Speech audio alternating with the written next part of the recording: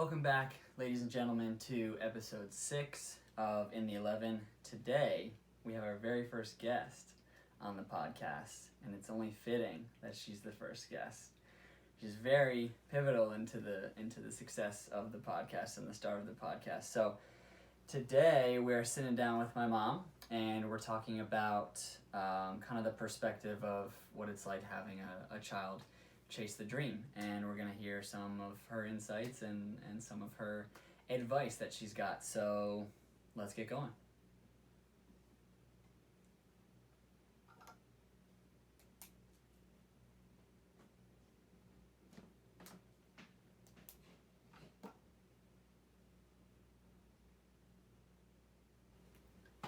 All right, so real quick before we get into the episode, just want to give a quick shout out to another listener who left a review on the podcast.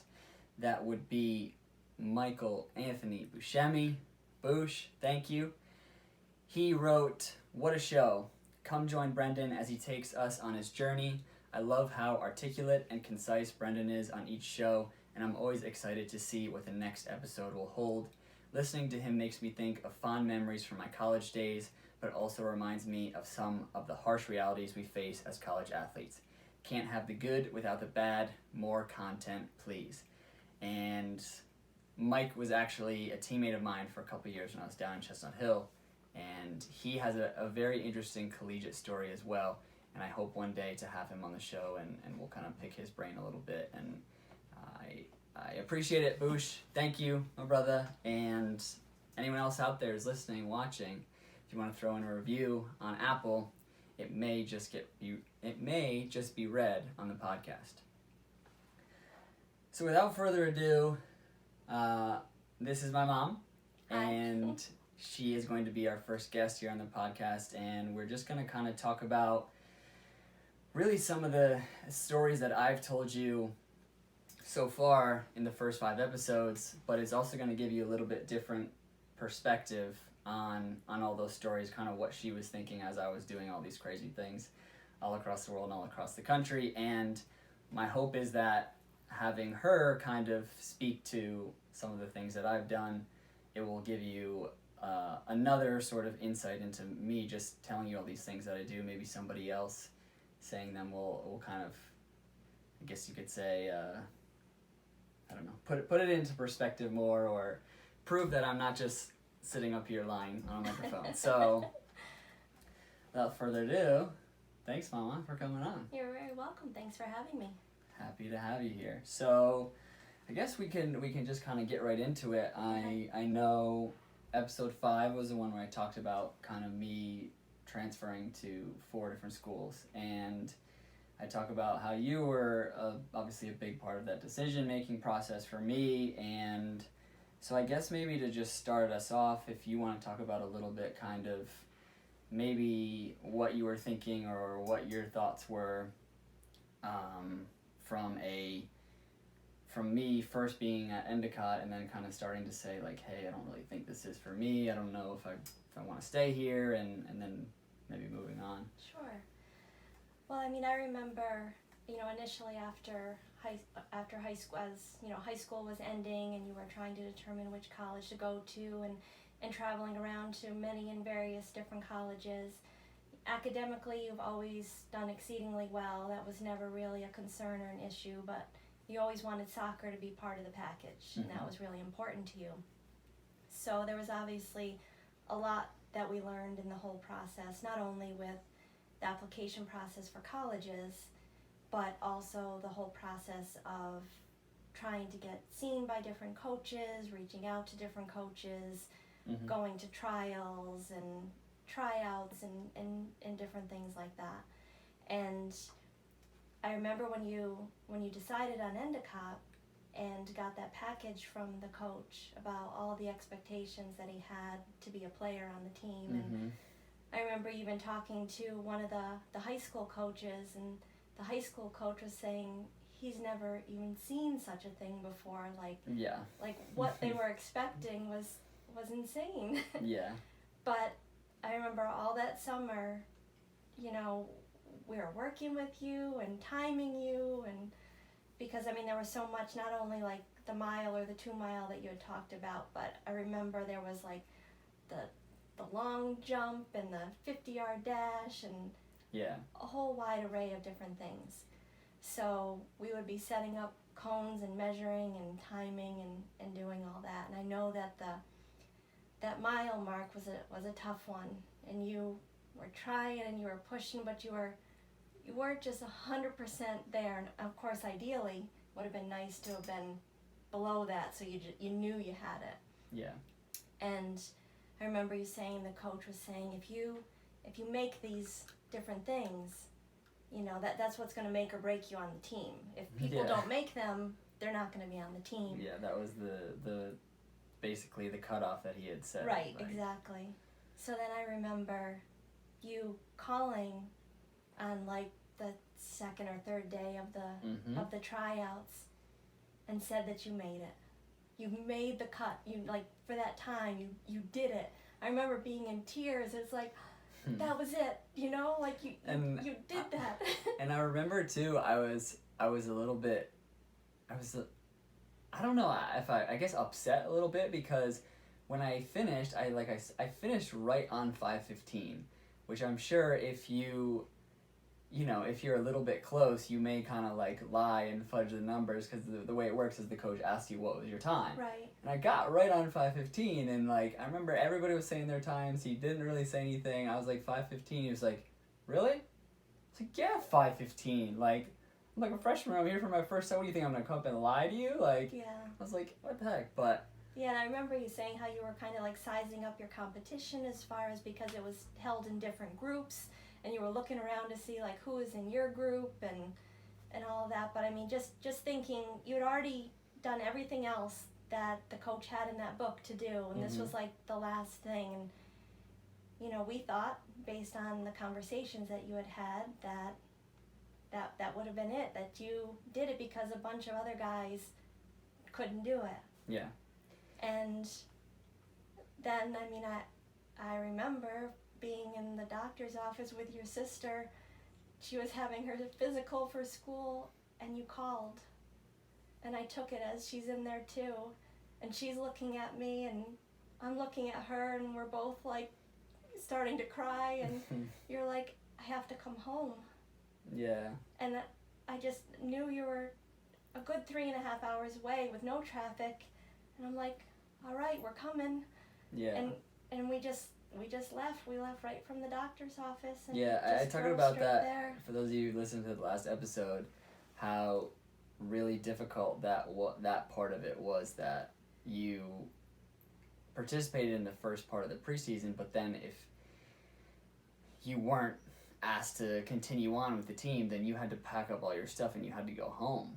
So it was like, if a player lived even farther away than the school than me, like I can't imagine what that would have been like for them to try and do for their family. And that was, I mean, that was and crazy. that was all new to us too. Like we didn't know that was a potential possibility of that. I mean, too, with the way the coach had talked to you, we kind of thought, as long as you do all these things, that you would be on the team, and then you did all those things.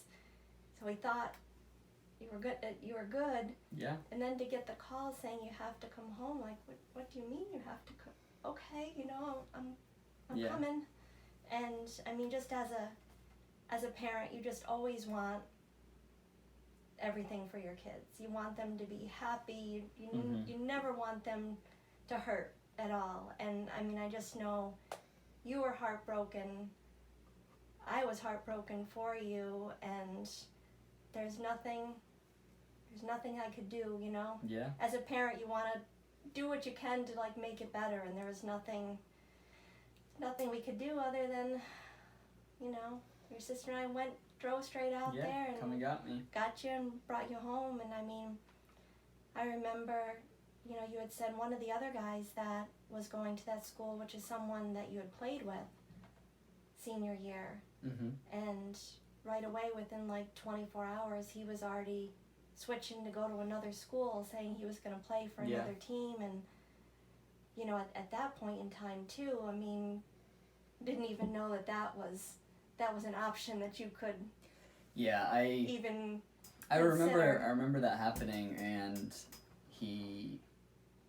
I don't even think he even wound up playing. I think it was just Endicott was like big for him in terms of soccer and academics. So when the soccer fell through, he decided, I think he went to like Ithaca or something. Yeah.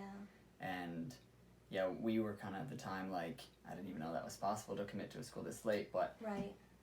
as I got more involved in the college system, you kind of eventually realize like, if you're saying, hey, I'll come pay tuition, they're not really gonna, whether you tell them the day before or whether you tell them months before, they're not really gonna be like, oh, no thank you, we don't want your 60 grand a year. Like, Right. they'll make the exception. So yeah, so we kind of talked about leading up into that first year at Endicott, some of what the summer was kind of like, and that's one thing that I know now, me in particular, looking back on it, is I'm kind of frustrated by, because I've played in a number of different places now, and it's something that I kind of find frustrating about the American system is how much, like I said in the last episode, he was also the strength and conditioning coach for this college. Right. So there was so much emphasis placed on like athletic and physical attributes,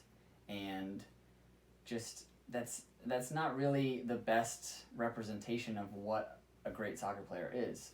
Great soccer players are good athletes, yes, but some of the best soccer players in the world are not these physical specimens. And so he put so much emphasis on how fast can you run, how high can you jump, how far can you jump. Yeah. And then like I just didn't feel like there was enough real emphasis on the actual ability to play soccer. So as we kind of move along through the story, then so I went to Endicott for that whole year, and I was just a student. And Right. I remember, well, you played like a little bit of rec soccer. yeah, it was Which- like intramurals, yeah. which is, I mean, Which was almost, I don't know if that was better or worse for you, because yeah, I don't know. I mean, it was something, but it definitely was nowhere near the level that you were accustomed to, let alone there wasn't the training involved and the practicing. It was just going, and yeah. I remember you saying like you won the championship game too. I mean,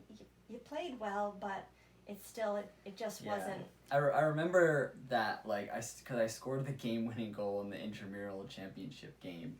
And it was a little bit cool because it was, like, I was on a team with, I think, like, so there's a bunch of other, I remember this now. There was a couple other guys who had been cut from the team, and they, like, formed this intramural Yeah. team. So we were, like, by far the best because, you know, intramural is just, like, people come out and play for fun. Right. So we played in the final, and there were like a couple guys who from the actual college team had like come and like hopped in the other teams for some reason, and we beat them, and like I scored the game-winning goal, and it was like a really nice goal. And I remember like some of the guys on my team like were ecstatic, like came and like tackled me, and I just remember like after scoring it, like I didn't really celebrate at first. I kind of like you know, I just scored it and then kind of turned, and then I look and these guys are sprinting at me, and I'm like, what's going on? And but it was big, and I just remember kind of feeling like, I don't know, like a little bit sad, I guess, because I'm Yeah. like,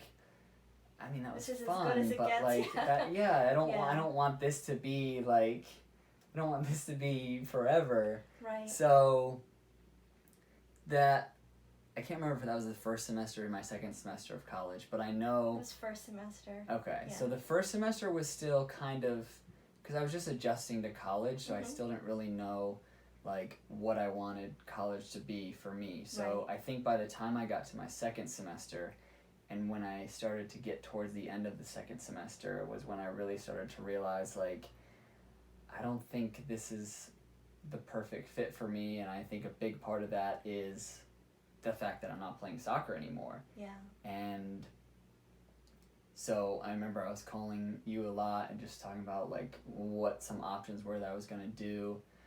I remember like the coach at Endicott was like, yeah, you can come and talk to me. We can talk about maybe you trying to go and transfer or something, or we can talk about the possibility of you maybe rejoining the team sophomore year, and I remember the conversation was like, I came in and he was like, yeah, there's probably like less than a 5% chance that you'll make the team if you come and try out again.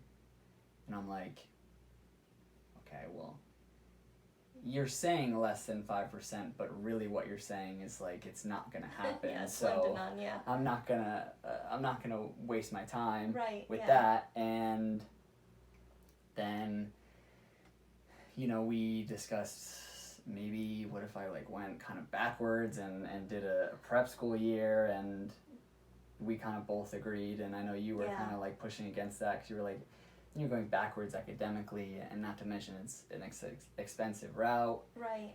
And like I talked about a little bit before, there wasn't going to be a ton of NCAA schools that were gonna look at me having not played at all and be super excited to have me in, right. without playing or training for a whole year.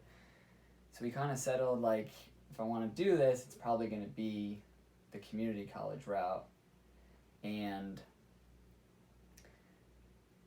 then it kind of came down to I could either go to the schools that I was talking to were Tompkins Cortland Community College, right. and Hudson Valley Community College. And I know you can probably talk about this too, like what were you thinking about when I really kind of, because it took a while for me to kind of firmly make the decision that I wasn't going back to Endicott, but maybe kind of what was going on, or what were you thinking as I was really starting to talk seriously about not going back to Endicott and transferring? Yeah, well, I think there's so much involved with getting to the point of making a decision to go to any particular college, with all the visits and all the applications and everything, and that when you finally get to the spot, ideally you hope that it was the right choice and things are going to work out. And I know that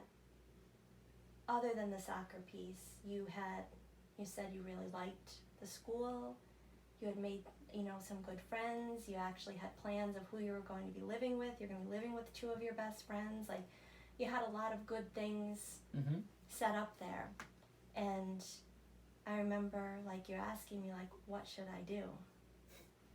And it's a tough one, because unfortunately, you're getting to the point where you're not really 100% adult yet, but like you have to kind of make those decisions yourself. Yeah, you have to make those adult only decisions. Because you kind of have to, I don't say like live or die with them, but it's just like, good or bad, you have to be able to do that, because if not, then too it'll be like, oh, I shouldn't have listened to you, I should have. And I remember talking to you too, just saying, will you regret it if you don't try? Like you're saying you would. Yeah. But just knowing the heartbreak that you went through, although I hoped and wanted the absolute best for you, the same respect, I was scared to death. I'm like, I don't want this to happen to you again. The coach is like, yes, you can come out and you can play. I'm like, you heard that before, how do we know? And I remember too, this decision, the final decision was made, I don't know, you made it like 2 weeks before it was time to go to the school. Yeah, it was a tight turnaround. Really, really tight. And you had never seen the school, never even been out that way, because I don't think Cortland was a school that you had checked out. I did apply to SUNY Cortland, so... Okay, but I don't know if I ever visited it, to be honest. Right. I know I sent the application just because I wanted to apply to a SUNY school, but I don't think I ever visited, so I've never really even been out that way, in that part of New York. And what we found out too is that where TC3 is and where Cortland is, although they're not that far away, they're kind of like two different worlds. Two different towns. So I remember, I believe it was on your birthday, the night before, I'm like, we're going to get up really early and we're going to drive there, and it's like 2.5 hours. I'm like, I know there's no one there, but I want you to at least just see it. Because I said, I just don't want to pack up the car and you get all the way there and drive up to it and be like, oh, Yeah, I dear, can't live here. Yeah. this isn't what I can't, So you weren't really thrilled about the thought of that and on your birthday. This is kind of a theme of me and birthdays, unfortunately. Like, I didn't even remember that was on my birthday, but the past couple birthdays that I've had, like, I mean, last year I was in Germany, but I had literally just gotten to Germany. I think the year before that I was, I don't know, doing a coaching course or something. Yeah, you were like in DC somewhere. or I was like in a hotel Maryland, by myself. I think the year before was something else similar. But you did get to see Mike for your birthday when you were out there. That's true. Yeah. Mike, when I was in Maryland or Virginia Delaware Maryland, or something. I don't know, somewhere. But so we went out and we visited it, and we went out. I told you and your sister, I'm like, you can just get in the car and sleep. I'll do all the driving, which he did. He slept most of the way. But we went out there. I think I drove home at least or something. You might have, but I'm just saying, like, you know, on the way out, and it is very much out in the middle of seemed like absolute nowhere. There wasn't anything around there other than lots the college of farms, and deer and things like a lot that. of deer, a lot of cows. It was when we drove up into the campus and then you saw the soccer field. It was almost like there was like glowing around it. I mean, the field just looked amazing, and that didn't really matter to you probably what the rest of it looked like, but super nice turf field. That looked pretty cool. So at least you felt like, you saw it, you knew where you were going to be going, and whatever the rest was, you could make work. But I remember talking to you too, just saying, worst case scenario. Mm-hmm. If anything falls through with this, I mean, I don't think it will, but if it did, would you still want to go to TC3? And you're like, no. So I remember like calling both schools, talking to financial aid in both places, just trying to see. So telling both places that you're going to be there and just checking, like, if something were to happen, like, what are your deadlines and cutoffs, and just so we kind of knew, and was sending payments in both directions just to see, what happened. But as you were moving in, the coach was there and, introduced himself, and that all seemed good, but, I was still waiting to see. I was still hesitant, only because,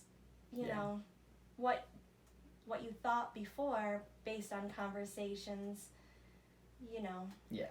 Which honestly, in a way, I'm happy that I had that first experience, because ever since then it taught me to, when I'm talking to really anybody in any setting, whether it be soccer or otherwise, it's kind of like you have to take everybody sort of with a grain of salt at first, until you really know for sure that what they're telling you is for real. Like, that's definitely true now when I talk to teams that I'm trying to play with. It's kind of like, just because you get an answer from a coach and he seems a little bit interested, that can fade away within seconds. So that's definitely true. And you got to ask the tough questions. Exactly.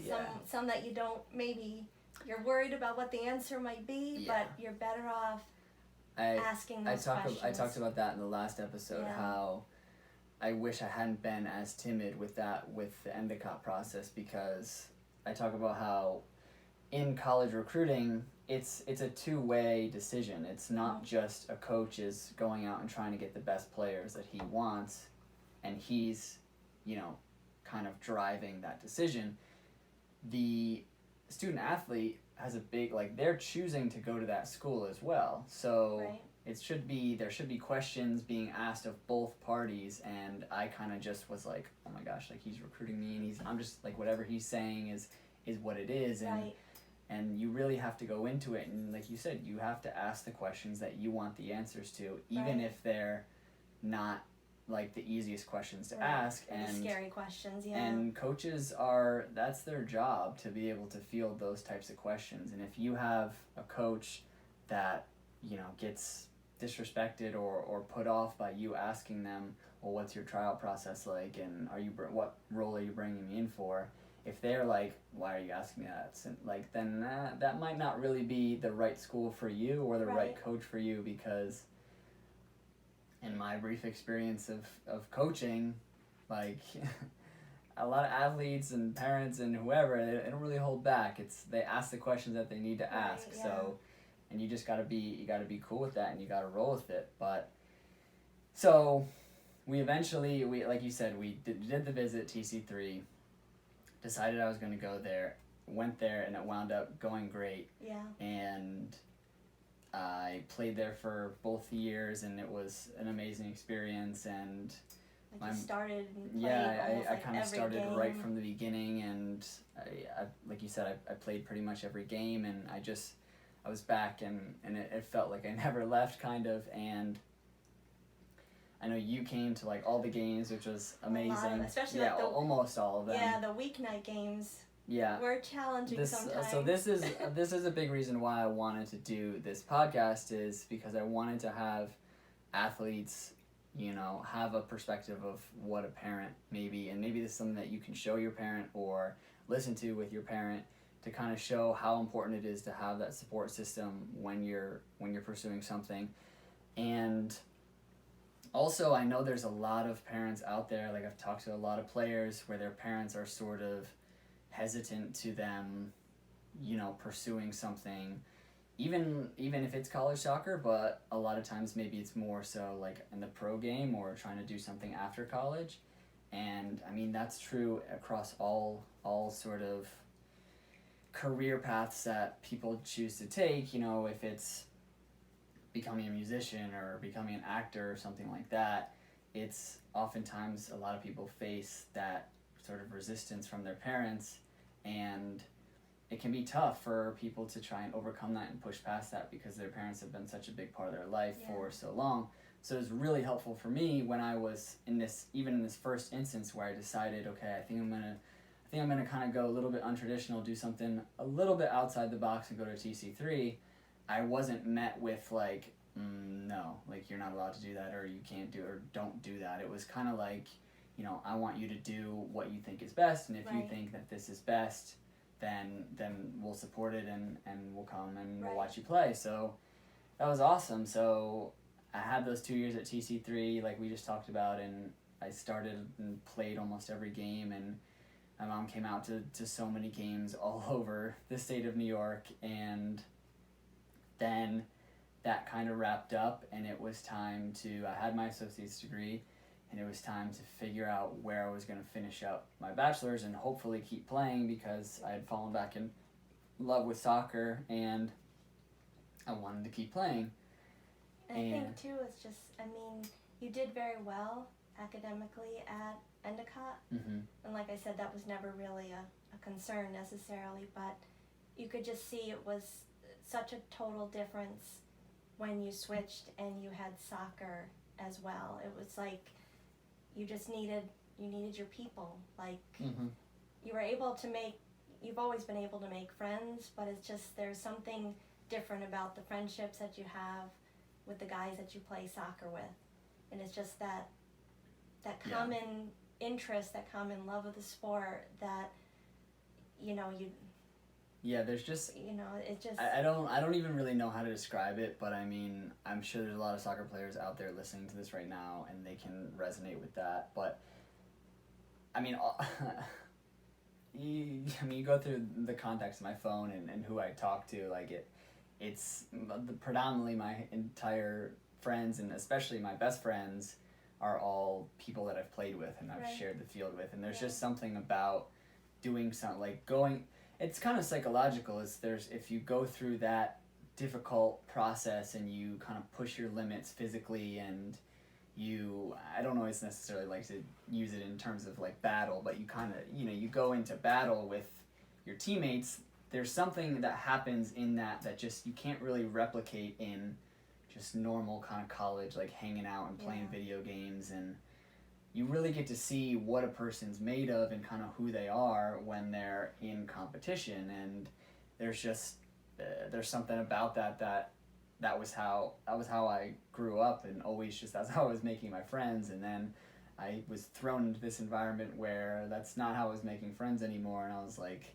what, this is so different. And I talk about that, how that was a big thing for me. I kind of realized, like, socially that I struggled a little bit to really find myself socially outside of the context of playing soccer, and because having that to fall back on, that soccer part of it sort of gave me the confidence then in other social situations to just kind of be myself, because I was like, I don't feel nervous about talking to people because I know I have great friends already, and it just kind of, it made you not feel as anxious maybe if you have a little bit of anxiety when you talk to new people or try and make friends. So that was why TC3 wound up being a really great fit, because it checked all the boxes. It had the soccer, and it also had that social aspect that sort of filled the gap for me in terms of when I was at Endicott. I was like,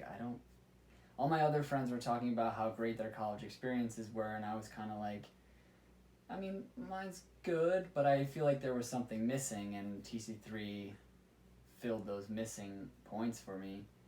And also, then you weren't used to, like, not training all the time. I mean, playing sports since you were 4 or 5 years old. I mean, obviously not to the extent you did in college, but, progressively just playing more and training more and practicing more. I mean, it was just such a big, huge part of your life. So it wasn't even just the games or the team. It was everything. I mean, everything that you were accustomed to doing was all of a sudden, like, half of that was just gone. And exactly, just seeing the smile on your face playing again, I mean, it was worth the 5-hour round trip drives, even on Wednesday nights, and absolutely, going from work and going back to work. But absolutely, but it was definitely worth it, just seeing you so happy again. So we finally found some happiness, and then unfortunately it was kind of back to hopping on the roller coaster again, and I reached out to a bunch of schools, and I was trying to find where I was going to play again, and I really wanted to go to a school where I could potentially get a scholarship to. That was something that I always thought that I wanted and I thought was cool, and so I was reaching out to a lot of Division II schools, and I wasn't really getting a lot of interest. I remember I talk about it in the pod, that I had that one offer that came in super, super late from Wilmington, but I had already committed to Cortland. And I didn't talk about this in the podcast, but I think you remember this, when I had that one school way out in Massachusetts, Merrimack College. Mm-hmm. And they emailed me and were like, seemed kind of interested, and they were like, hey, we're having this one-day ID clinic for some guys that we like, and it's going to be free as well. So if you can get here, like, it'd be a good opportunity for you to show. So normally with those clinics, I'm kind of skeptical, because it's like, hey, pay $150, and right. But this one was free, so I was like, okay, this seems a little different. So I remember I drove from Cortland to, I think I may have stopped at our house, because it was on the way, because I was going across New York State. So it was on the way. I might have stopped, or maybe I stopped on the way home, I can't remember.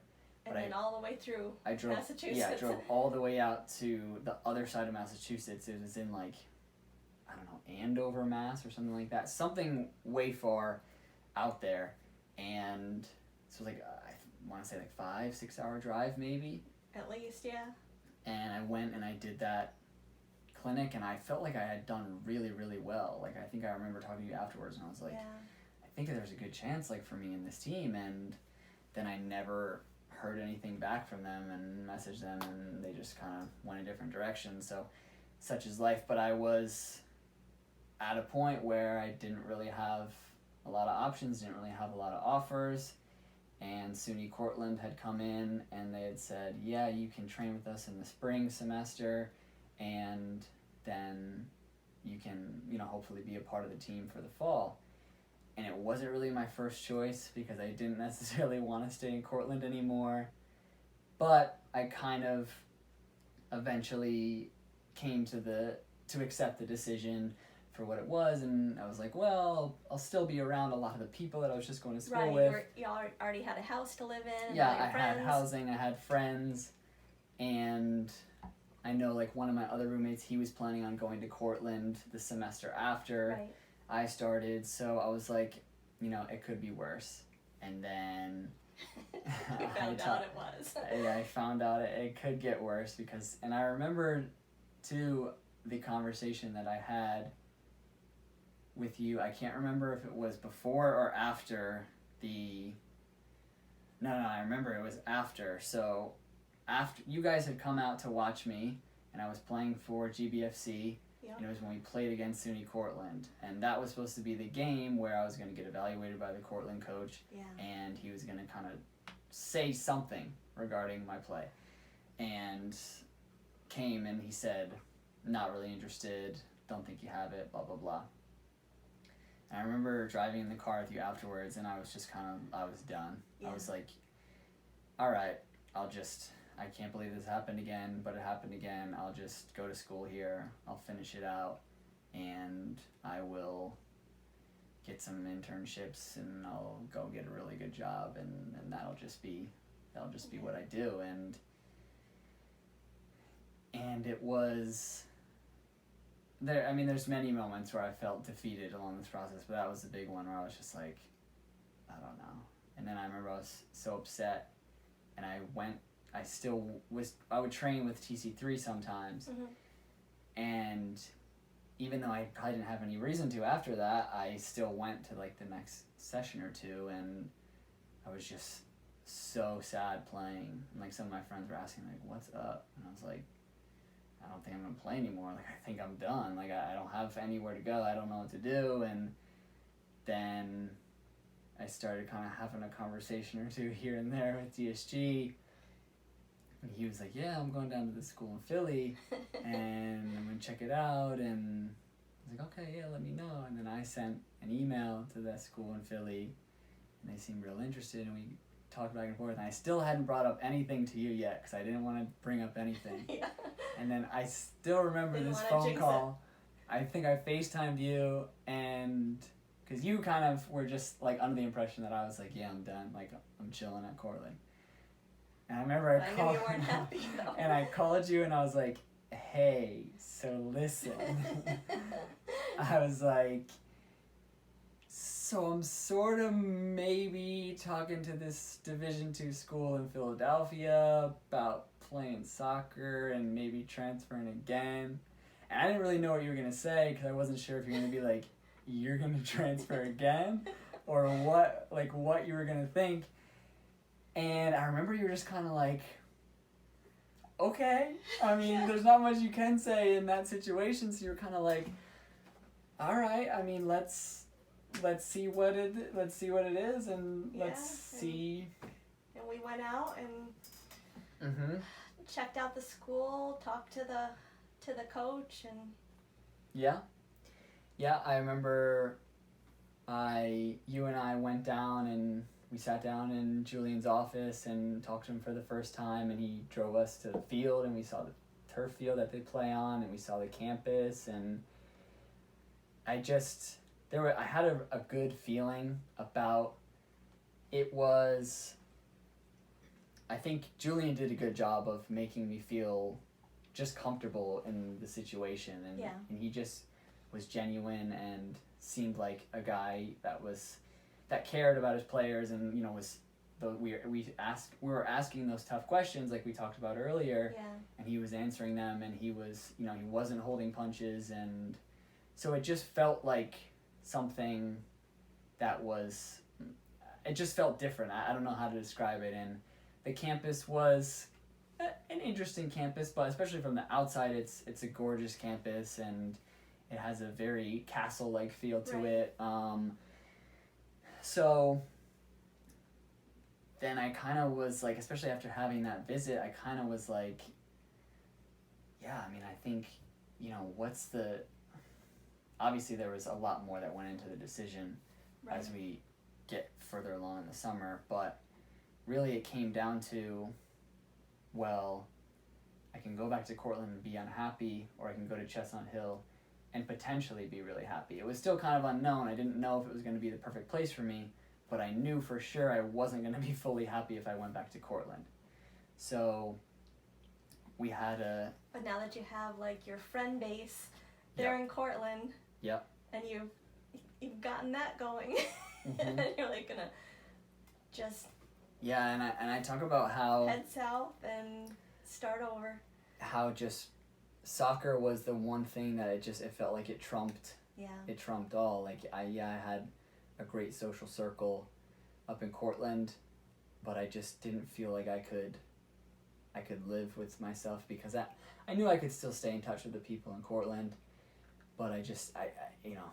But if I could they're never all go playing back. and you're not playing with and them, that was torture for you. Yeah, and they're all, you know, the one guy who I was going to live with he wound up being on the team, and, you know, him going to training every day and him going to games on the weekends, and I'm sitting in the house. I was like, that sounds absolutely miserable to me. So I think I got to get out. And I remember too when we went to talk to the coach, and you know, you're asking questions, I'm asking questions, we're checking it out, and he was also mentioning something about money. If like, you know, if you needed some money to be able to go to the school, and we're like looking at each other, and afterwards we're like, what is he saying? Like, is he saying what I think we're saying? Yeah, it's like, because you know, just after everything you've gone through to this point, and then thinking you had Cortland to go to, and it really felt surreal, you know, to be cut from essentially 2 Division III programs, to have been playing junior college ball, to then having a Division II coach. And it's not even like we necessarily brought it up, but he was like, we might be able to offer you a scholarship. And it just felt like I felt like almost I was outside of my body, like, and I was like, wait, what? Like, and it was awesome, but obviously, unfortunately, that first year was difficult because, as we talked about, I had to redshirt it basically, and I wasn't able to play. I still had a really amazing experience. I talk about how much I loved Philly. Philly's a really cool city. I got to train every day, and I was training in a Division II program, and there was tons of friends that I've made there who are lifelong friends again. So Philly was a great experience. Chestnut Hill was a great experience to go choose. Yeah. And then that senior year too was also a really fun time as well, and a good experience soccer wise too. So. But then I remember though too. I mean, obviously once you went to Chestnut Hill, and there was a very short period of time also when you made that decision to go to Chestnut Hill. I mean, it was 2-3 weeks maybe tops between officially making the decision and needing to be there, and it's like, you're not going to live on campus, you're going to live off campus. We've never been there. It's 4 hours away, and so we kind of have a tendency to make decisions, or I do, at the last minute, and that was again why I say it's makes things so much easier if you have a huge support system, because that summer I was like, so I talked about in the last episode, I was fielding really 2 schools, St. Rose and Chestnut Hill. So the entire summer consisted of sending out the applications, which for a transfer isn't just simply filling out the applications. It's getting all your financial stuff in. It's getting all your transcripts from, at this point, you know, for me, every school under the sun needs my transcript to be sent to Chestnut Hill, and then kind of working with the registrar to see, well, what classes are going to actually be accepted, where are you going to be academically if you enroll with us. So it's doing that for 2 different schools. So, and especially with a school like Chestnut Hill, no disrespect to anyone there was oftentimes some things that would be submitted, and then, you know, maybe it was misplaced, or maybe it's like it was submitted, but then 2 weeks later, like, oh, we don't have it. And so there was a couple times that we had to go down to Philly, or I had to go down to Philly to try and sort things out. And same thing with St. Rose. Luckily, St. Rose is a little bit closer, so if I needed to pop over to that campus a time or two, I could do that. But I was taking the visits. to both schools. And then once I kind of narrowed it down to Philly, I had to go figure out where I was going to live in Philly and who I was going to live with. So we waited until my housing was somewhat more in a better place before I fully committed to Philly. Yeah. And yeah, I remember we sat down and talked. We're like, okay, we're gonna make a day trip. We're gonna drive Yep. to Philly. We'll find an apartment. We'll come back, and then we had your sister's dance competition in a different state, and drove Yep. off to there. Yeah, we Like drove the down next and we day? saw like a couple apartments, Yeah. couple apartment complexes, and just tried to figure out what was the best. We wound up going with one that was pretty close to the campus, Yeah. where the coach had recommended that some of the other guys on the team were living. So Got a place surprisingly where there was other soccer guys right next door, yeah, which we didn't know until didn't moving know in. when we signed the lease, but then we moved in and they were our neighbors. So it wound up being a really great situation to decide to go to Chestnut Hill, and Yeah. it was a great 2 years. And then I got to wind up coaching there, and it was over. I still have great connections there, and it's Yeah. obviously a big part of my life. And so now we can kind of talk about a little bit after I finished my senior year, Mhm. that fall. I can't remember exactly when we had this conversation, but I remember having it with you and my sister Elena, where I came home and I said, all right, so I know like I'm graduated now, and I don't really want soccer to be done just quite yet. Like I kind of, Yep. I've seen some players go and play in other places, and I think that it's something that I want to try and do. And you guys have supported me all this time, and I think it would be really helpful because it's only going to get harder from here, it would be really helpful if you guys continue to kind of support this decision and what you guys thought about it. Yeah, it is tough because obviously from one thing to the next. I mean, it doesn't surprise me anymore when you're like, I want to talk to you. I was thinking, or it's like I've already talked and I've already gotten this information. Yep. You usually try to come in prepared with your presentation of what the next the next endeavor is going to be. But I mean, just knowing from what we've talked to is just now that, especially if it's something about playing soccer, it's not the type of thing where if it was something else, I don't know if you could compare it to like playing an instrument or doing something that it isn't age specific. Mm-hmm. That I mean, you could play an instrument when you're 30 or you're 40. It's not something that it's like you're absolutely. going to that the window is going to be kind of short for you. Where with something like that, with playing, you just know that your odds are more in your favor when you're younger, and Absolutely. to continue to play versus trying to do it later. Mm-hmm. And just like with anything that we've talked about, if it's something that you're going to regret and always wonder, what if I had tried this, or should I have done this? So that's what we said. It's like if you're gonna try something crazy, like out of the box, like now's more the time to try to do it before you have as many responsibilities and Mm-hmm. life is more settled down and things like that. And those kind of things are tough for me oftentimes because I tend to be more of a planner Mm-hmm. and kind of trying to do what I think will be best versus and getting as much information as I can, and versus taking as many risks. Mm-hmm.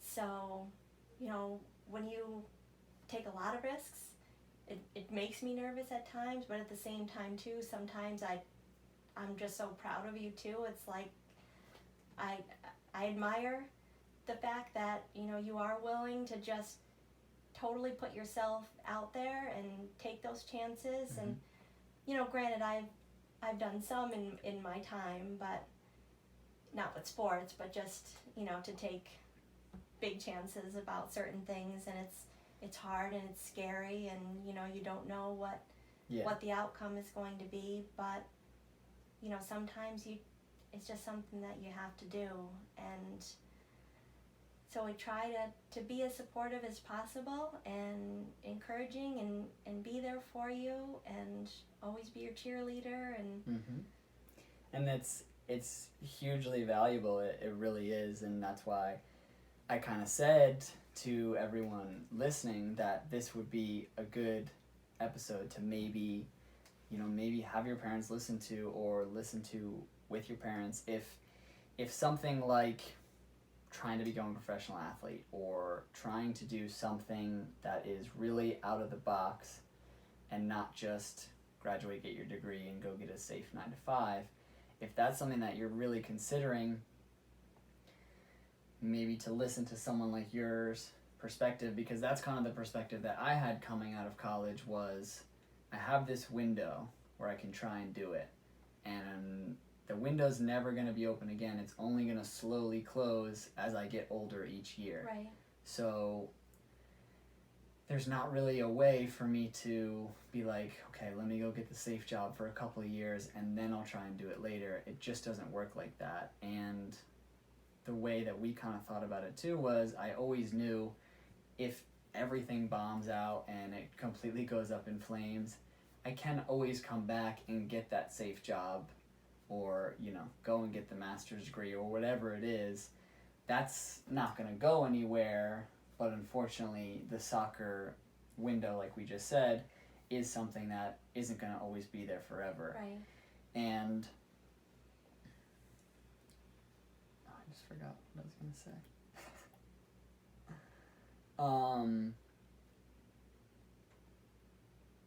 So yeah, I guess maybe if you want to say like a few words on maybe some advice to another parent out there who their child comes to them and they say, hey, like, I want to be a professional soccer player, and that first kind of reaction is kind of like, whoa, I don't know if I fully support this. Like, maybe what you would say in a situation like that. Well, I mean, I think about when you had just planned on doing your international traveling, just to see your friends, and you had told me, you're like, oh, I'm gonna fly to Australia by myself, and I've never flown out of the country, and then I'm just gonna swing by England while I'm there, since I'm already in Australia, and I'm even looking at the map too. I'm like, geography's not my strong point, but those are not close. They're not close at all. And looking like how long the flights are going to be, and going to different countries, and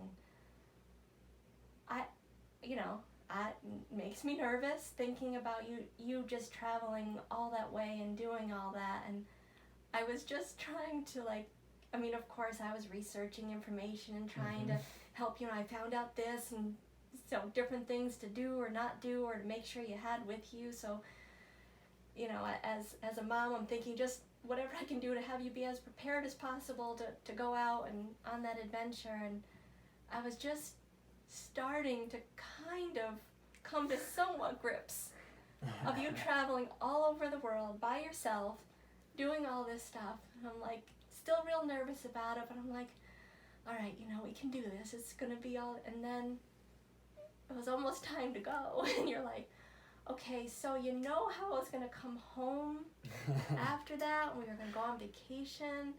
Well, I'm thinking now I'm going to go to Germany instead to play soccer and not come home. I'm like, what the heck? Like, where did this come from? Yeah. It's like, are you trying to, just slowly prepare me? Was Germany there all along? You just, tried to make me think it was just going to visit friends. But, and then you're like, what do you think? I don't know. I don't know what to think. And then I'm thinking, you don't speak German. I know. At least Australia and England, Yep. You can do that, but just thinking, and at least with the other countries, you were going to visit someone. Mm-hmm. There was someone you knew there that lived there and knew their way around, and now Germany, I didn't know a soul. no. I think that's why we work well together, and we can both help each other, because when I am making decisions and you're helping me with them, oftentimes you come with a lot of the research and the data, and like I remember when it was okay, I'm going to these places and I'm going to Germany, you as you do, you had your list. Yep. And you were like, okay, you need to do this and this and this and this, and all these things need to be done before you go, and then once you get there, and call the phone company and get the money, and all those things are incredibly valuable to make sure that you're fully prepared. But at the same time, you also need to have a little bit of that, just kind of like, I'm just gonna do it and figure it out. And I think I'm starting to get more of a better balance of both, whereas sometimes I would kind of go too far one or the other, where I would just overplan it to the point of maybe not really taking the risk, or just jump in and then be like, oh, I didn't do enough research before I jumped into this. Yeah. So Germany was, I think, one of the perfect balances of those two, because I didn't necessarily have a lot of time to overthink it. I think that kind of helped me. Yeah. It happened so quick that there wasn't really any time to be like, oh, maybe I shouldn't do this. It was kind of like I had said yes, a couple weeks later I was on a plane and I was in there, and then before I knew it, I was already there. Yeah. So there wasn't that time for me to second guess and doubt myself. And although it was a crazy time, me being in Germany, and we don't even need to get into all of that here on the podcast, but it wound up being a good decision because of what it led to, and because of what it taught me, and just so much value I can take from it. And maybe if you want to talk about that a little bit, what that was like.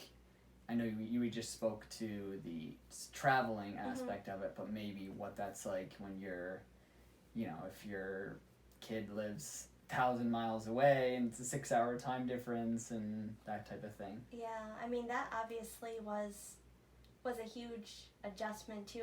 Especially when you were traveling to 3 different countries and trying to figure out what time it was there. I ended up putting on my phone each country so that I could look and see what time it was, and we would always plan each day what time for me and for you that we could talk and just touch base, or at least text to know how everything was going, and that was helpful. Just even obviously we know about technology here, and we FaceTimed and stuff when you were in Philly or Cortland, but there was just something so different, at least it seemed like to me, when you were that far away.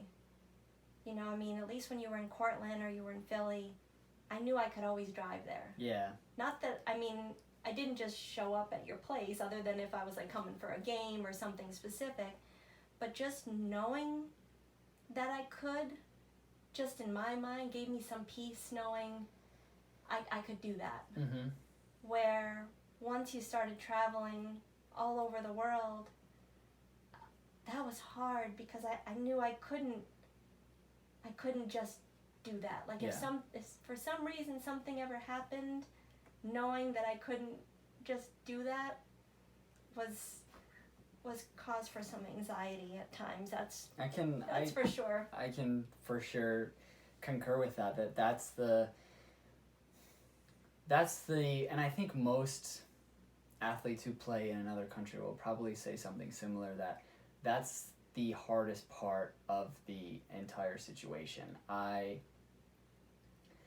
felt like, even though it was a culture shock at first, I felt like I kind of was able to adapt to the culture and adapt to living in another country easier than I thought it would be.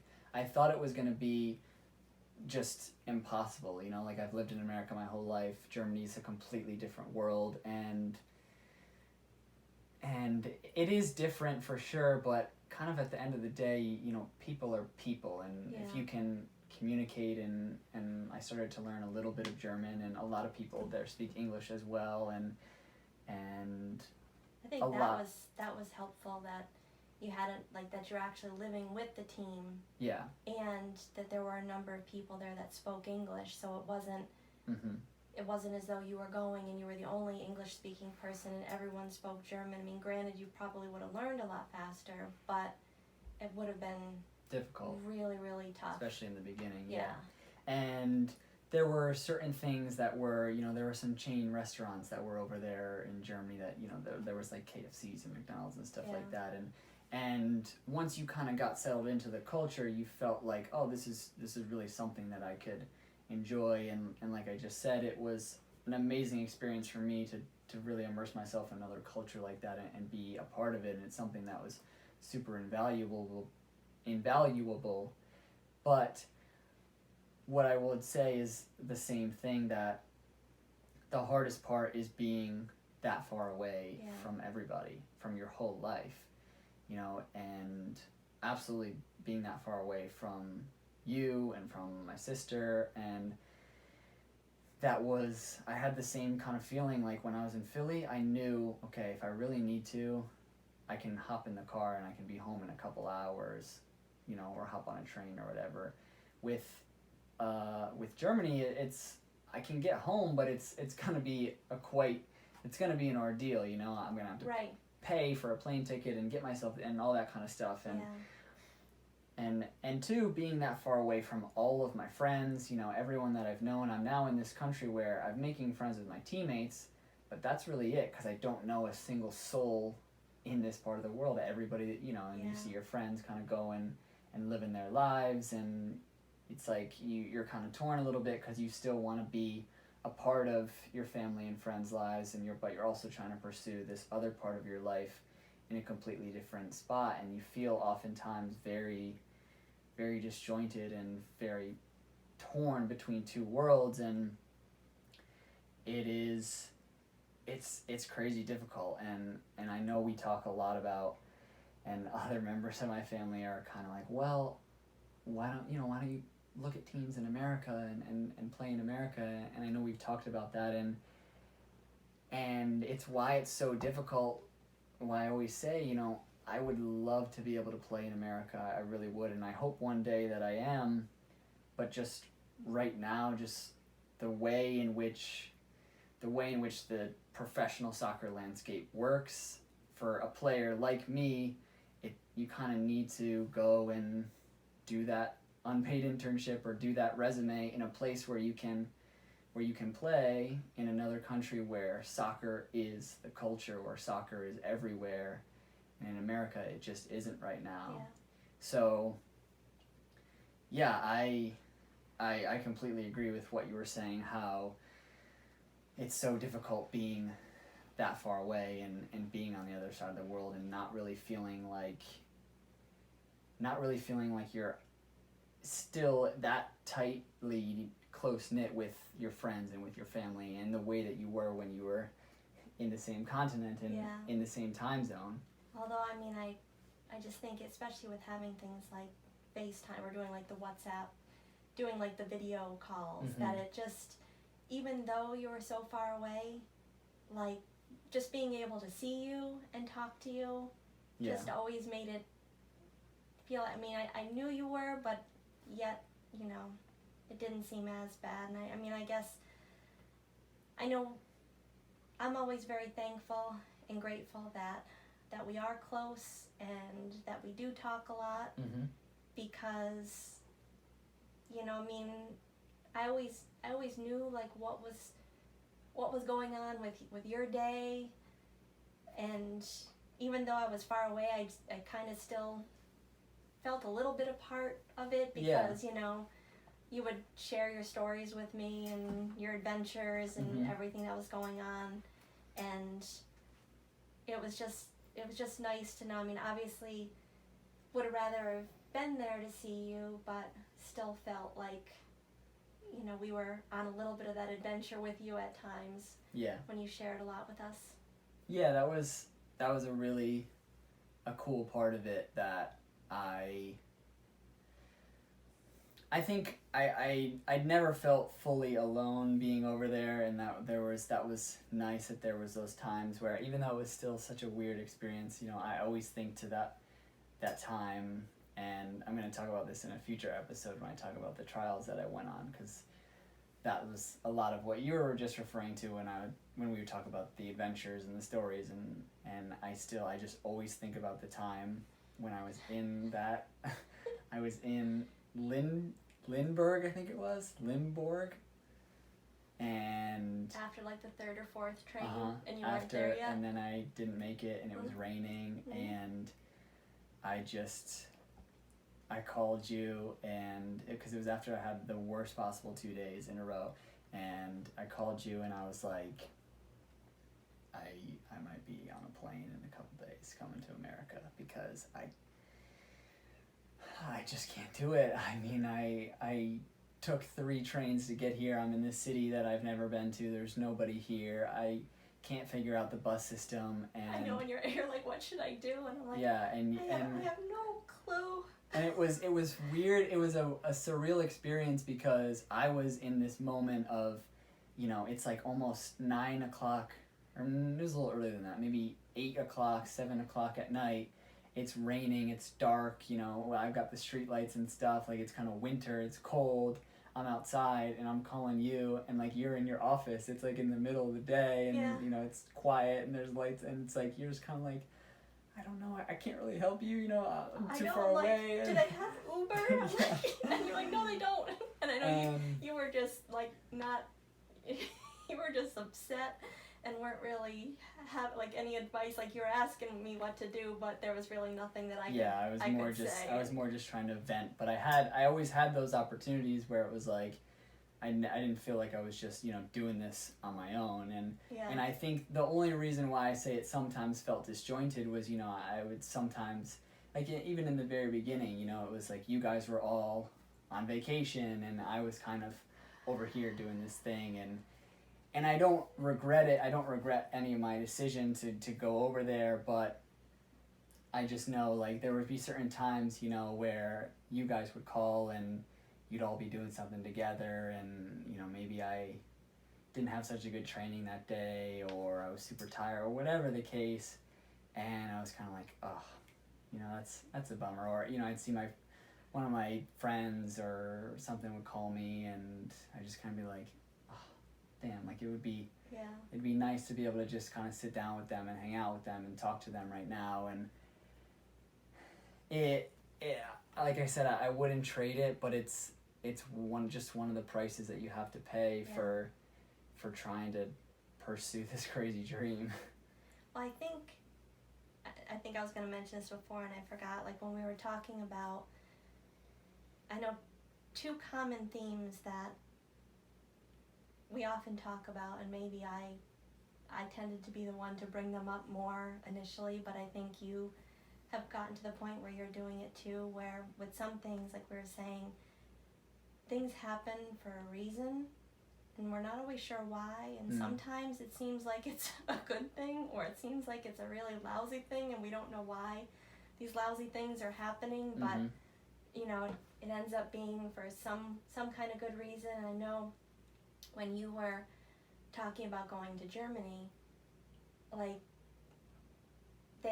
everything that they were saying, you know, you weren't sure, and you were nervous about doing it too. Like, you're excited and nervous all kind of rolled up into one, but there was different things, like they were supposed to start earlier, and you had already booked all your trips, and you tried to see if you could get out of those trips, and you couldn't. You would have lost all that money, so you thought, well, maybe that's a sign that I can't go to Germany, and they're like, no, we can put it off, we can wait, and it's like, okay, you know, I mean, like different things like that. So that was one of the good things, that things seemed to line up for good reasons, and just made it like, okay, obviously these doors are opening for a reason, and if you don't try it now, you're always going to wonder what would have happened if I went to Germany. But I think another thing too that I've always tried to do, and I know sometimes it's been hard for each of us for different reasons, but like trying to find the positive in any type of Mm-hmm. given situation. That sometimes it doesn't seem like there's anything There is positive, one, yeah. but it's just like, if you can try and find something, I mean, it definitely will change your perspective a little bit, and you'll start seeing more positive things. And I mean, obviously you've had a lot of incredible, great experiences. You've also had a lot of them that, you know, kind of knocked you down, but it's just being able to push through and, you know, see where to go next, or Mm-hmm. you know, what to try next. And you know, I know you've obviously looked into other things too, and I know you've talked about it on here with doing coaching and different things like that. So I mean, I know soccer's always going to be part of your life, no matter no matter how old you are or what you're doing. Yep. So whether you're playing professionally, playing in a men's league till, you know, Mm-hmm. till you can't run anymore, Yeah. coaching, whatever that is, I know soccer has always been and always will be, you know, a big part. Very true. In a Very lot of your true. happiness. And I think, like you said, I think the thing that I try to do is just, whether it be a good situation or a bad situation, is just when you come out of it, try and take away something Yep. from it. You know, I could probably look back at certain instances, you know, maybe an Endicott, for example, that first school that I went to, and look at it like, oh, that was just a crap experience. But I look at it now and, you know, maybe fast forward to the day when I signed that contract, and it's like, if I had gone to Endicott and it had all worked out, I don't know if I would be here. I don't Right. know if I would have went through everything that I went through and then been inspired to keep doing it, and, you know, met the people that I Yeah. met that pushed me and helped me along the way. So it's really just, you know, having the positive experiences, but also taking something from the negative experiences and just trying to continue to grow a little bit with each one. So I think we've covered a lot of good stuff. I think we can probably maybe I had a couple questions that we could do maybe a little bit quicker here towards the end, because I know we've been going for a while now. But yeah, so first one I have here is, where would you see me in 5 years? That is a tough one, only because, as you know, from year to year, it's always a surprise. Always different. Always it's always a surprise. So I, like I said, I know soccer is going to be there in 5 years, no matter what, one way, shape, or form. I mean, things you keep working so hard to continue to strive to go Mhm. higher in the ranks with soccer. So I'm just hoping for you that that's where you are, and that you continue to get to a higher level, and get even closer to the dreams you're trying to achieve. I sure hope so too. And I'll be there cheering you on. And I think you kind of just talked about it there, but maybe you could give a different perspective as well, in terms of how much you would say from your point of view, like, I've sacrificed so far to really do this. Yeah, I mean, you definitely have. I've noticed it the most probably with going to Germany, because I mean, it was, I guess with anything, like, you have to take, in order to get the bigger reward, you have to take even more Mm-hmm. in order to get the bigger reward, you have to take even more Mm-hmm. of a risk. And, you know, I mean, just, it was minor, but I know it was a big deal to you too, to not meet us all on vacation. It was going to be the one time we were all back together again on vacation. It was something that, you guys had talked about for like 10 years to be like with the cousins and everything like that. And it was finally going to happen. The planets were in alignment for that. So, when you first went to Germany and we were just getting there on vacation, which you knew what it was like and wanted to be there too, the conditions weren't exactly what you possibly imagined them to be, and it wasn't like a good surprise. It was it was a little bit of a struggle, and I know like just the traveling part was a long time with traveling as well. So very true. It was kind of overwhelming for you initially, and it wasn't quite the phone call that I expected. I was thinking you were going to be just saying how amazing this place was, and so that was definitely tough. But I know just being that far away from everyone, you weren't able to see your friends, you weren't able to have some holidays, that you missed, even just your birthday, Thanksgiving, different things like that. I mean, we've always been a close family, and celebrating those different things has been a big part of our lives. And although we did as much as we could remotely and made up for it when you were here, once you were back home, that was just a lot to be away from everyone. Yeah, and I think what is hard too, it's difficult, but it's the life that I chose and it's what I want to do, so I can't necessarily complain about it. But what I think is difficult is that just to get to that point, which is a big sacrifice, takes a lot of sacrifice.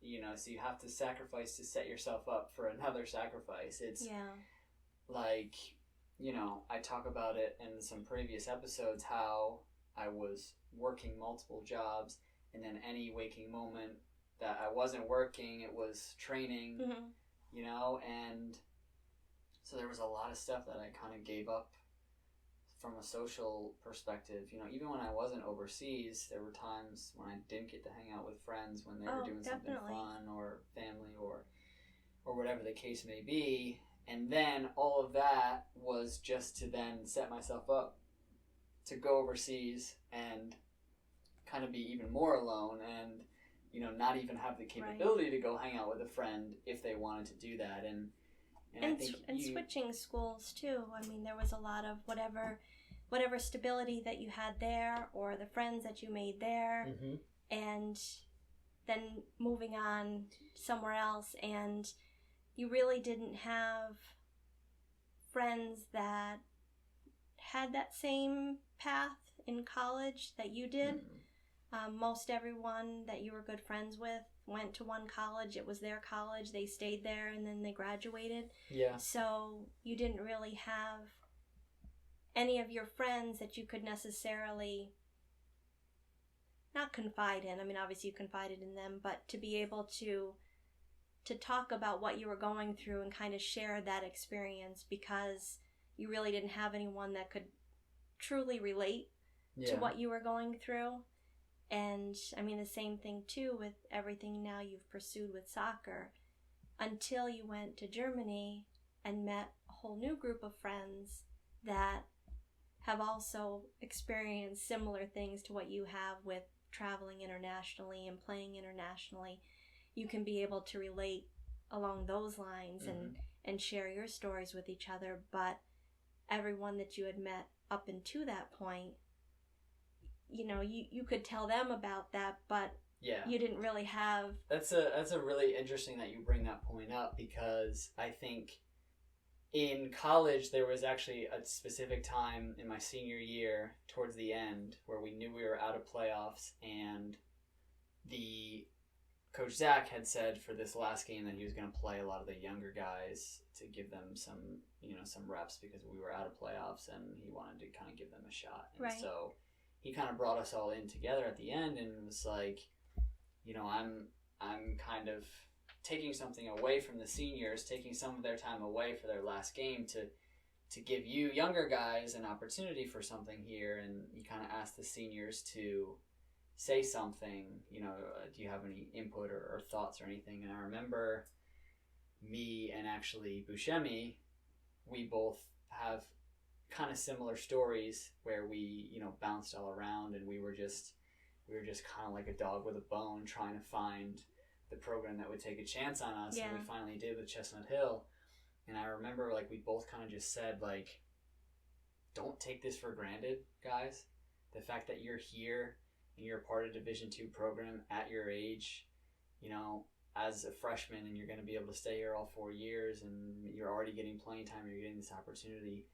Don't take it for granted, because trust me, there's dudes like me who are out there waiting in the wings for you to take your foot off the gas for just a second, because they would kill to take your spot, because that was me. When I was at community college and I was at high school, I would have killed to have a spot and been able to say I was a Division II scholarship college soccer player for all 4 years. And Buscemi was the same way. We were like, we'll do whatever it takes, and believe me that there's other guys like that who will do that. And so, always keep your head on a swivel and continue to push for this. And it's kind of the same thing as you said with Germany as well. Is I went over to Germany and I was around all these guys who were like, yeah, I'm gonna do whatever it takes. All those people back in America, I'm here, and I even met guys who had done way more than me. The good friend that I made over there, Luca, he had been to France already, Spain already.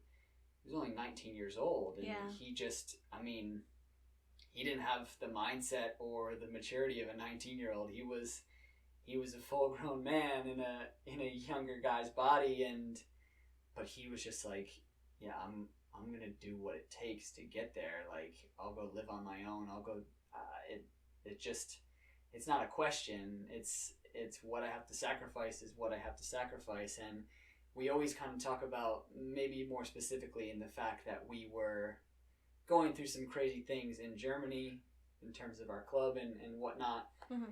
But we always kind of talk about how we can explain it to people, but it's never really going to be the same as when the two of us or, a couple of us are talking about it, because it's we know, we lived it, we were over there, we saw it with our own eyes. Right. And we'll say things to people and they'll be like, oh, okay, yeah, and I'll be like, no, and then I'll look at, somebody that I played with, and I'm like, you know what I'm talking about, and they're like, yeah. So I think it's interesting that you say that, how just that level of sacrifice that I've taken all the way through, it's kind of put me in different circles each time. And met other people who are doing kind of a similar thing, but there's not many, so it oftentimes is difficult, and it's a kind of solitary experience. Right.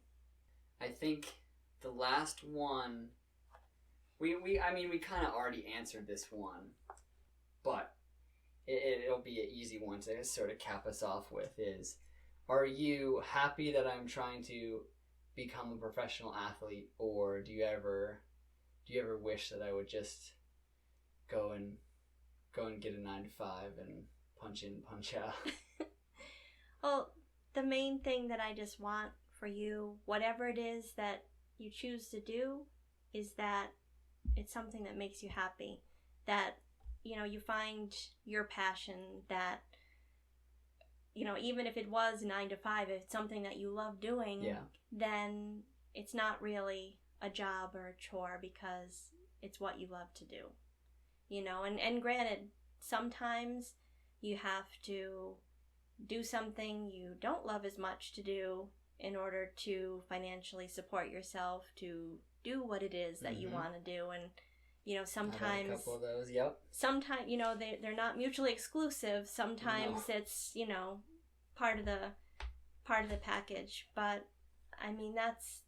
that's all I've ever wanted for you and your sister, is just to find something to do what makes you happy, what makes you feel good, and to be successful at that. Well, it's definitely much appreciated. I mean, we've talked about for this episode, just how I really think it's, I don't know, I wouldn't want to say impossible, because I know that there's people who have overcome incredibly difficult circumstances to try and become, a professional athlete, and maybe haven't had a family support system or a support system at all and have still done it. So I don't think it's impossible, but if you can have it, and you can have it in a real way, then it makes it easier isn't the right word, because it's still tough. It's still a difficult journey, but it gives you the support that you need, and it gives you the push that you need when you think about quitting and you think about kind of counting yourself out. And I would really say to anyone who is trying to do this, that if you can have it, then you need to get it, and you need to make sure that you incorporate it just as a part of your, I guess I would say, kind of like I talked about it, how it was when I train and when I work on financially getting myself ready to go to these trials. I think having that support system in place and making sure that those relationships are intact is just important. All those things need to kind of be simultaneously pushed along, and they need to, because they're going to help you when you get over into those situations when you're on your own, and when you, like I said, when you think about quitting, or when you are down, and you want to have those same experiences too when you finally reach those highs. You want to have both sides of the coin, right? Where when you have those experiences, the great thing about good news is that you get to share it with people as well. Because I'll be jumping up and down with you too. Exactly, so. Yeah. That's the great thing about achieving goals, is you get to share that moment with the people who are a part of your support system. And with the same token too, those are the same people that still were believing and still were pushing when you hadn't achieved that goal. So it's a cool thing to have. I always say it's interesting to me because, and this is with kind of anyone in my really close circle, and this is anyone that in terms of my relationship with them, I think you would love for me to become a professional soccer player, but at the same time, you don't necessarily care, in the sense that if I decided tomorrow that I wanted to come home and get a regular 9-to-5 job, and you knew that was what I really wanted to do, you would be supportive of it, and you'd be of course thrilled. Yeah. It just, that's the nature of having someone that close to you and being supportive of them. You're going to support whatever decision is that they want to make. It's not necessarily that you're only supportive of them in doing this one endeavor and doing this one pursuit. And so it kind of gives me that freedom to still go out and chase this, because I know that this is what you want me to be, but at the same time, there's not like this pressure. I know with all the people that are in my circle, whether I get there, whether I don't get there, they're not going to necessarily think I failed or think I did anything negatively in one way, shape, or form. So it kind of then just puts that ownership on me, and it's like, well, I know that they won't think that I failed if I don't make it.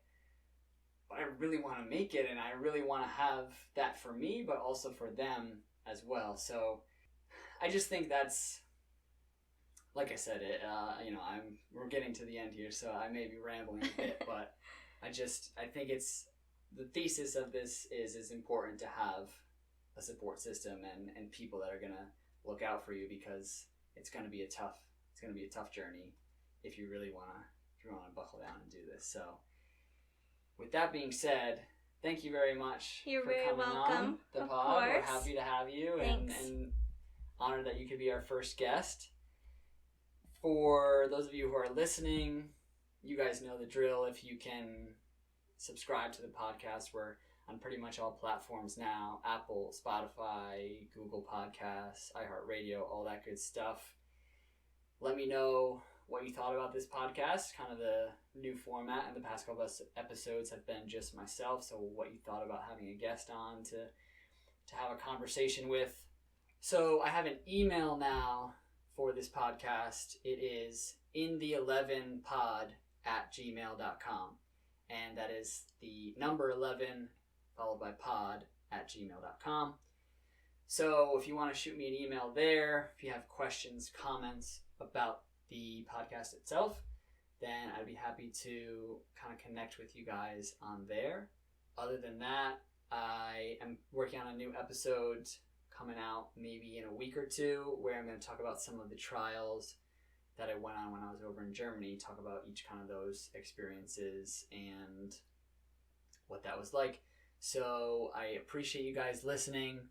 Thank you so much for the support thus far, and I hope to continue to provide you guys some value, and I hope you can continue to enjoy what I'm putting out. And once again, thank you to Mama for coming on. You're very welcome. And we will see all you guys soon. Peace. Bye-bye.